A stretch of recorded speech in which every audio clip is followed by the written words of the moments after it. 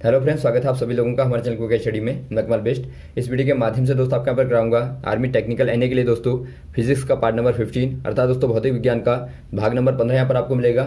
इससे पहले दोस्तों आपको 14 पार्टों में महत्वपूर्ण क्वेश्चन कराए जा चुके हैं। यदि आपने उनको ना देखा तो आप उनको जरूर देख लें ताकि दोस्तों आपके वो वाले क्वेश्चन भी लगातार क्लियर हो जाएं। तो यहाँ पर आप देखेंगे दोस्तों बहुत ही महत्वपूर्ण क्वेश्चन जो आपके पार्ट नंबर 15 में यहाँ पर आपको मिलेंगे। तो आराम से आप सारे क्वेश्चन को देखेंगे और दोस्तों नोट कर लेंगे। तो देखिए पहला क्वेश्चन क्या दिखता है दोस्तों आपको, एक तालाब हमें कम गहरा दिखाई देता है क्यों। अर्थात दोस्तों आपको बताना है the pond of water appears less deep due to. दोस्तों यहाँ पर देखिए जब आप पॉन्ड को देखते हैं, जब आप तालाब को देखते हैं दोस्तों, वो जितना गहरा होता है उतना आपको दिखाई नहीं देता, बल्कि आपको उसका बहुत ही कम दिखाई देता है। ऐसा क्यों होता है आपको बताना है दोस्तों। आप देखते हैं दोस्तों यहाँ पर एयर है और यहाँ पर क्या है, वाटर है। तो यहाँ पर क्या होगा दोस्तों, जब प्रकाश यहाँ से आएगा तो पहले एयर में होगा, ट्रेवल करेगा, उसके बाद में वाटर में जाएगा। तो यहाँ पर क्या होता है दोस्तों, ऐसे केस में क्या होता है, ऐसे केस में प्रकाश का क्या होता है दोस्तों, अपवर्तन होता है। अर्थात लाइट का रिफ्रैक्शन होता है, रिफ्रैक्शन कह देंगे आप, अपवर्तन होता है। इससे क्या होता है दोस्तों, जो प्रकाश की बीम होती है वो थोड़ा सा दोस्तों, ये आपका विरल माध्यम है, लाइटर है, और ये आपका डेंसर है अर्थात सघन है। तो जब विरल से सघन में आएगी दोस्तों तो क्या हो जाएगी, अभिलंब की ओर दोस्तों थोड़ा सा झुक जाएगी। तो ऐसे केस में दोस्तों आपको ये कम गहरा दिखाई देता है, तो आप कह देंगे ड्यू टू रिफ्रैक्शन। तो ऑप्शन नंबर आपका दिखता है दोस्तों सी वाला, अपवर्तन के कारण। अगला क्वेश्चन देखिए दोस्तों, ऊर्जा का पुराना स्रोत जो पहले मानव जान पाया। अर्थात दोस्तों आपको बताना है the oldest type of energy known to man. दोस्तों यहाँ पर देखिए जो मानव के द्वारा दोस्तों जाना गया पुराना वाला, या फिर आप कहें ओल्डेस्ट दोस्तों, जो ऊर्जा का स्रोत था, जो एनर्जी का सोर्स था, वो क्या था। ये आपका यहाँ पर देखिए कौन सा हो जाएगा, विंड पावर हो जाएगा, पवन शक्ति हो जाएगा, या सोलर पावर हो जाएगा, सौर शक्ति हो जाएगा, या टाइडल एनर्जी हो जाएगा, या जियोथर्मल एनर्जी हो जाएगा। ये दोस्तों आपके यहाँ पर हो जाएगा थर्मल एनर्जी दोस्तों, अर्थात भूतापीय ऊर्जा। ये क्या होती है दोस्तों, आपको मालूम होगा अर्थ क्या करती है दोस्तों, हीट को या फिर आप कहें रेडिएशन को एब्जॉर्ब करती है। तो उसी के द्वारा जो आपकी हीट इकट्ठा होती है दोस्तों, वही आपकी भूतापीय ऊर्जा कहलाती है। एक प्रकार से दोस्तों आपकी भूमि में जो ताप होता है, जो थर्मल होता है दोस्तों, हीट होती है, उसी को आप भूतापीय ऊर्जा कहते हैं। ये दोस्तों आपके यहाँ पर देखिए तालाबों में, गर्म पानी में भी आपको देखी जा सकती है। इसको दोस्तों आप इजीली देखना चाहें तो आप देखते हैं जो आपका गर्म पानी होता है दोस्तों, वो भी एक प्रकार से भूतापीय ऊर्जा का एग्जाम्पल होता है। जो हीट के द्वारा दोस्तों गर्म हो जाता है वो भी दोस्तों एक प्रकार से जियोथर्मल एनर्जी का एग्जाम्पल है। तो इसी को दोस्तों सर्वप्रथम मानव ने जाना था, तो आप कह देंगे ऑप्शन नंबर डी वाला, जियोथर्मल एनर्जी। अगला क्वेश्चन देखिए दोस्तों, एक पैराशूट धीरे धीरे उतरता है जबकि उसी ऊंचाई से एक पत्थर तेजी से गिरता है क्यों। अर्थात दोस्तों आपको बताना है a parachute descends slowly whereas a stone drop from the same height falls rapidly because. दोस्तों यहाँ पर देखिए, माना समान ऊंचाई आपने ली दोस्तों, आपने सेम हाइट ली, यहाँ से लेके आपने मान लीजिए यहाँ पर ली। यहाँ से यदि आप एक स्टोन को फेंकते हैं, एक पत्थर को गिराते हैं दोस्तों, तो ये क्या करता है, ये दोस्तों बहुत रफ्तार के साथ में नीचे गिरता है। जबकि एक पैराशूट की बात करें दोस्तों, तो ये क्या करता है, धीरे धीरे यहाँ से उतरता है। तो पैराशूट में ऐसा क्या होता है दोस्तों आपको बताना है। देखिए पहला वाला आपको दिया है stone is heavier than parachute, या फिर special mechanism are present in parachute, या parachute has a larger surface area and air resistance is more, या नन ऑफ दीज। दोस्तों आपका ऑप्शन नंबर सी वाला दिखता है कि पैराशूट के पास में क्या होता है दोस्तों, लार्जर सरफेस एरिया होता है, अर्थात दोस्तों ज्यादा सतही क्षेत्रफल होता है। तो इसी के कारण क्या होगा दोस्तों, ज्यादा सतही क्षेत्रफल होगा। तो यहाँ पर जो एयर का रेजिस्टेंस है, अर्थात दोस्तों जो आपका एयर का रेजिस्टेंस कहें या फिर आप प्रतिरोध कहें दोस्तों, जो लगेगा इस पर वो ज्यादा होगा। जबकि आप पत्थर को देखते हैं, पत्थर आपका छोटा होता है, तो इस पर दोस्तों बहुत ही कम एयर का रेजिस्टेंस लगता है। तो इसीलिए दोस्तों ये आपका आसानी से गिर जाता है, बल्कि ये दोस्तों आपका धीरे धीरे नीचे उतरता है। तो आप दोस्तों ऑप्शन नंबर सी वाले में टिक कर देंगे, the parachute has a larger surface area and air resistance is मोर। अगला क्वेश्चन देखिए दोस्तों, किस परिपथ तत्व का प्रयोग परिपथ में डीसी को अर्थात दिष्ट धारा को रोकने के लिए किया जाता है। अर्थात दोस्तों आपको बताना है which one of the following circuit element is used to block DC in an electric circuit. दोस्तों यहाँ पर देखिए, यदि आपको इलेक्ट्रिक सर्किट में दोस्तों अर्थात विद्युत परिपथ में डीसी को रोकना है, डीसी मतलब आपका डायरेक्ट करंट कहें या फिर आप दिष्ट धारा कहते हैं, दिष्ट धारा को रोकना है दोस्तों। दिष्ट धारा कैसी होती है दोस्तों, ये आपकी सीधी लाइन में चलती है। टाइम के साथ में आप देखेंगे तो ये दोस्तों आपकी स्ट्रेट लाइन में यहाँ पर चलती है, मूव करती है, तो इसको आप डीसी कहते हैं। यदि आप एसी को देखेंगे तो एसी दोस्तों आपकी लगातार बदलती रहती है। तो यहाँ पर देखिए आपको डीसी को ब्लॉक करना है, तो इसके लिए दोस्तों आप सिंपल क्या इस्तेमाल करते हैं, आप इस्तेमाल करते हैं कैपेसिटर का। जो आपका कैपेसिटर होता है, कैपेसिटर दोस्तों आप जानते होंगे, संधारित्र आप कहते हैं इनको, संधारित्र। इनमें दोस्तों आपकी नॉर्मली दो प्लेटें होती हैं, जो कि एक दोस्तों आपकी पॉजिटिवली चार्ज होती है और एक आपकी दोस्तों नेगेटिवली।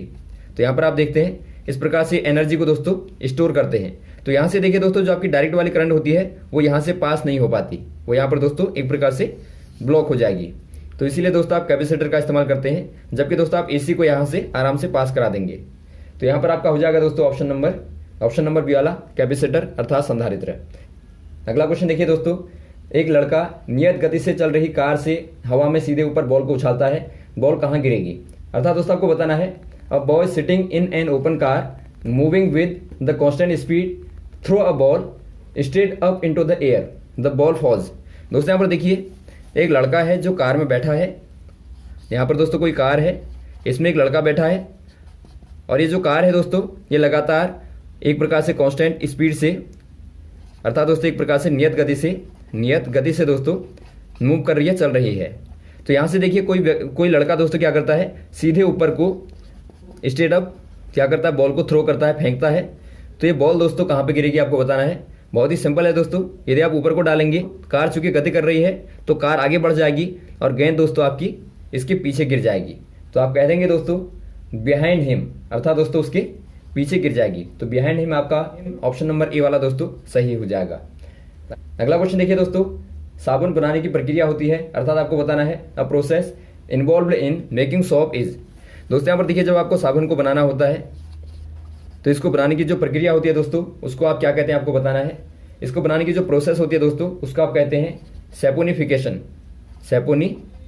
दोस्तों, या फिर आप कहें साबुनीकरण कहते हैं। और साबुन आप दोस्तों जानते होंगे ये आपके एक प्रकार से क्या होते हैं दोस्तों, लवण होते हैं, सोडियम और पोटेशियम के दोस्तों। तो यहाँ पर आप कह देंगे दोस्तों ऑप्शन नंबर ए वाला हो जाएगा आपका सैपोनिफिकेशन, साबुनीकरण।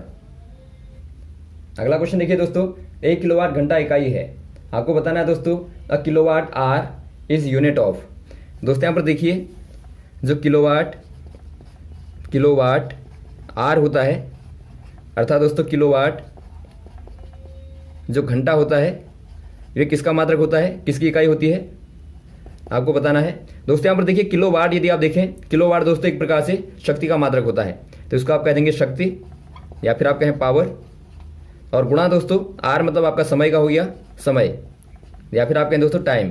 तो पावर इंटू टाइम क्या होता है दोस्तों, यानी कि शक्ति गुणा समय क्या होता है, ये आपका होता है ऊर्जा अर्थात एनर्जी होता है। तो आप कह देंगे दोस्तों किलोवाट आर जो होगा ये दोस्तों एक प्रकार से एनर्जी की यूनिट हो जाएगी। तो ऑप्शन नंबर आपका हो जाएगा दोस्तों ए वाला, एनर्जी। और आप जानते होंगे दोस्तों जो एनर्जी को मापने के लिए जो आपकी इलेक्ट्रिकल एनर्जी होती है उसको मापने के लिए जो कॉमर्शियली इस्तेमाल होता है वो आपका किलोवाट आर ही होता है, जहां पर आपका 1 किलोवाट बराबर दोस्तों आपका 1000 वाट होता है। तो इसको भी आप याद रखेंगे।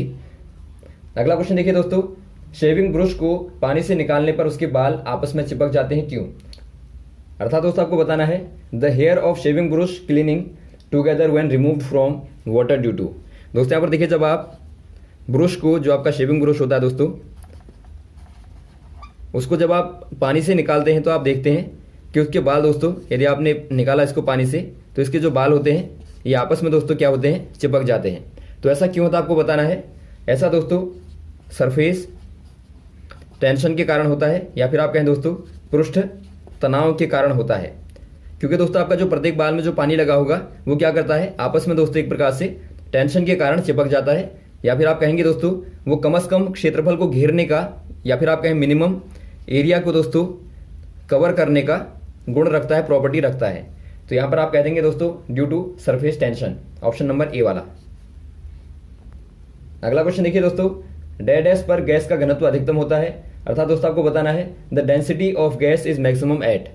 दोस्तों यहाँ पर देखिए आपको बताना है गैस की जो डेंसिटी होती है, या फिर आप कहें दोस्तों जो घनत्व होता है वो कहाँ पर मैक्सिमम होता है, अर्थात कहाँ पर अधिकतम होता है। ये दोस्तों आपकी बिल्कुल वही वाली कंडीशन होती है जो कि आपकी गैस को लिक्विफाई करने की होती है, लिक्विडिफाई करने की दोस्तों होती है, या फिर आप कहें गैस को द्रवीकृत करने के लिए दोस्तों जो आपका आवश्यक होता है वही वाली कंडीशन आपकी होती है मैक्सिमम डेंसिटी की। तो ये आपका क्या होगा दोस्तों, लो टेम्परेचर लो प्रेशर, या लो टेम्परेचर हाई प्रेशर, या हाई टेम्परेचर लो प्रेशर, या हाई टेम्परेचर हाई प्रेशर। ये दोस्तों आपके यहाँ पर होता है लो टेम्परेचर और हाई प्रेशर, अर्थात दोस्तों आप क्या कर देंगे, निम्न ताप कर देते हैं और उच्च दाब कर देते हैं। तो इस पर जब आप गैस को रखते हैं दोस्तों, तो वहाँ पर ये बहुत ज़्यादा कंप्रेस होती है और उसी में दोस्तों आपकी डेंसिटी ज़्यादा हो जाती है, या फिर आप कहें दोस्तों डेंसिटी वहाँ पर मैक्सिमम हो जाती है। और यही कंडीशन होती है दोस्तों, यदि आपको गैस को लिक्विफाई करना होगा तो यही कंडीशन होती है कि आप लो टेम्परेचर करेंगे और हाई प्रेशर कर देंगे।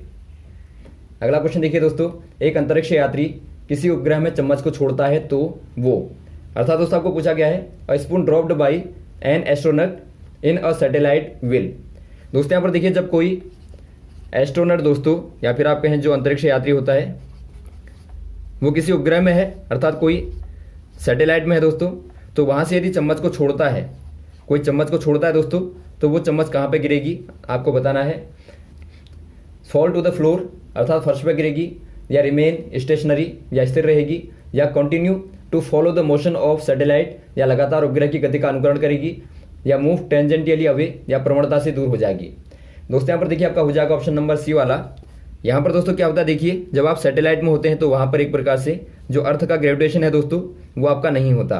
तो इसमें क्या होगा दोस्तों, ऐसे केस में क्या होगा, जब आप चम्मच को छोड़ेंगे तो ये दोस्तों आपका एक प्रकार से सैटेलाइट के साथ ही क्या करेगा दोस्तों, मोशन करेगा, अर्थात एक प्रकार से आप कह सकते हैं continue to follow the motion of satellite. जो आपका सैटेलाइट है दोस्तों, जो उपग्रह है, उसी की गति को लगातार फॉलो करता रहेगा, उसी का दोस्तों एक प्रकार से अनुकरण करता रहेगा। तो यहाँ पर आप कह देंगे ऑप्शन नंबर सी वाला, continue to follow the motion of satellite. तो यहाँ तक दोस्तों आप क्वेश्चन को करेंगे, इसके बाद आपके नेक्स्ट वाले पार्ट में लगातार आपको क्वेश्चन को कराते रहेंगे। यदि आपको कोई कंफ्यूजन हो तो आप कमेंट बॉक्स में कमेंट करें, और लगातार दोस्तों आप वीडियो को शेयर करते रहें, लाइक करते रहें दोस्तों, और चैनल को सब्सक्राइब करते रहें ताकि इस प्रकार की वीडियोस आपको लगातार मिलते रहें। ओके, थैंक्स, जय हिंद, जय भारत।